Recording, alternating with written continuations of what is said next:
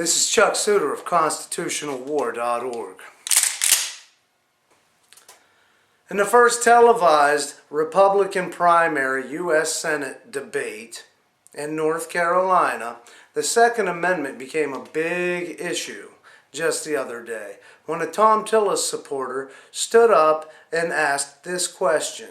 My question to you as a U.S. Senator, would you support the right of convicted felons and the mentally ill to bear arms? Now, we all know that the Second Amendment says that your gun rights shall not be infringed upon by the federal government. That's a state and local issue, and Greg Brannon understands this because he understands the job he's running for and the Constitution. But Thom Tillis took the opportunity to attack Greg Brannon and try to paint him as a wacky, crazy gun nut. This guy's running for Senate, folks. Thom Tillis. He believes that once he gets to Washington, he needs to write gun laws because it's common sense, practical conservatism.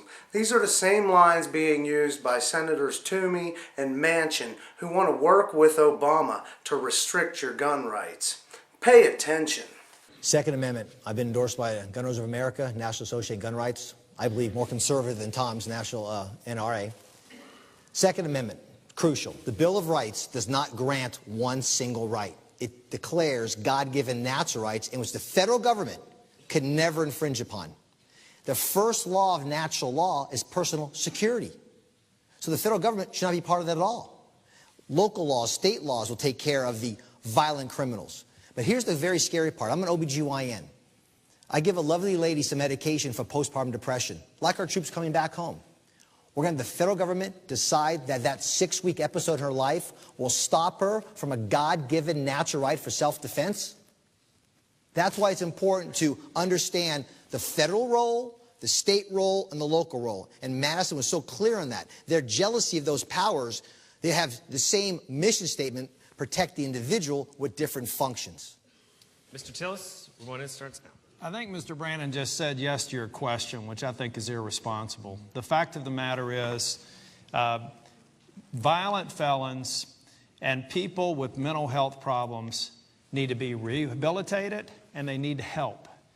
You can't put a gun in the hand of someone who represents a danger to themselves or to society. You know, I understand the concepts that Mr. Brannon said in his words around the Second Amendment, but folks, this is being practical. This is being practical conservatives.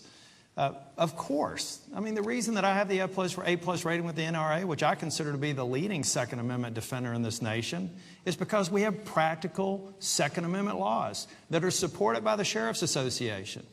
If what Mr. Brannon says came into the legislation, I will guarantee you 100% of the sheriffs in this state would oppose him and work to defeat it because it's irresponsible policy. This is about taking the Constitution, taking practical conservatism, and putting it to use. It's that simple.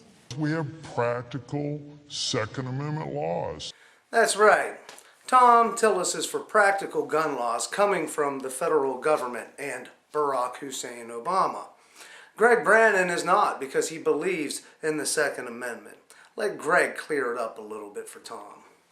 I'm going to go back real quick to the one before Tom, because I think Tom, which I use words that I said this is a clear distinction.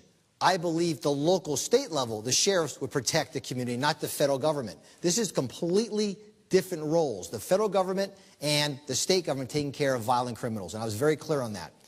You see, folks, this is why Paul Vallone, who is the top gun rights activist here in the state of North Carolina, for grassroots North Carolina, Paul Vallone has recommended or endorsed Greg Brannon for the United States Senate because he understands what it's like working with Tillis. When Tillis gutted gun bills that Paul in grassroots North Carolina was working on. If you're a member of the NRA, you need to let it be known how you feel about this and let them know how you feel about them endorsing a U.S. Senate candidate. And this is going to be a safe Republican seat. Kay Hagan is gone. We're going to put in there a guy like Thom Tillis who wants practical federal gun laws with Barack Obama. I don't know, folks. That ain't my style. I'm going to back Brannon, and I hope that you'll do the same. He's received the endorsement of National Association for Gun Rights and Gun Owners of America, the next two biggest gun organizations in the country. And just about everybody at this point that pays any attention realizes both of these organizations are much, much more pro-Second Amendment than the NRA. But I will even defer to our great state of North Carolina and Paul Vallone and Grassroots North Carolina. They know what they're talking about when it comes to the Second Amendment. Paul's had to deal with Tillis. I've been in meetings behind closed doors where Paul and Tillis were dealing with issues such as this. And Tillis is dangerous for your Second Amendment. This is Chuck Suter of ConstitutionalWar.org. Don't forget to vote on May 6th.